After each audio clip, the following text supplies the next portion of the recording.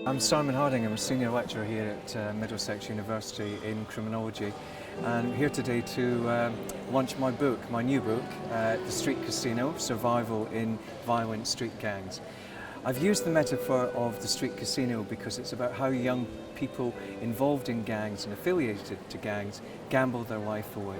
They think they're going to join this street family, but in reality they're joining a violent, social, competitive world that is extremely dangerous for them.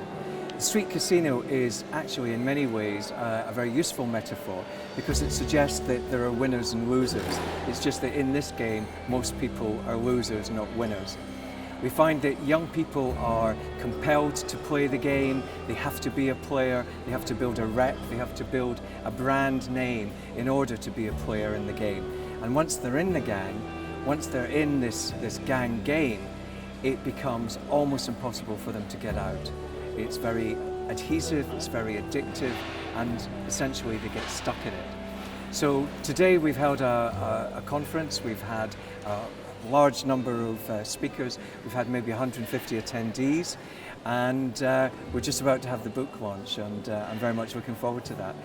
The conference has been targeted towards street practitioners and people who work at the front line with young people, and they're the key audience I want to reach because I think they're the ones that really know what's happening, and I'm delighted that so many of them are here. The next thing I think for me with the book is to translate it into policy development, to work with practitioners, and here today at the event we've had a lot of practitioners like yourself, and that's been fantastic.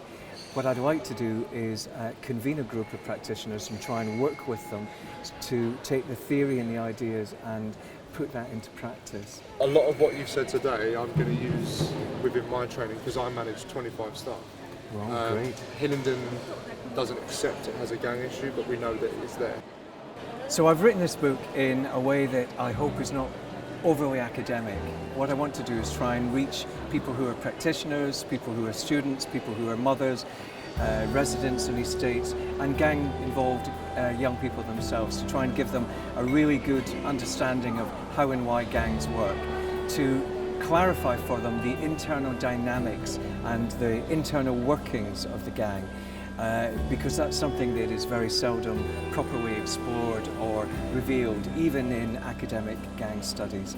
Again, practitioners might be familiar with it, but very seldom has it ever been properly detailed within an academic work. So I'm hoping that this particular book, this particular concept, this idea, this new theory I have, will be taken forward, taken up by young people, taken up by practitioners, and so that we might find a better way of intervening with young people, better points of entry for intervention.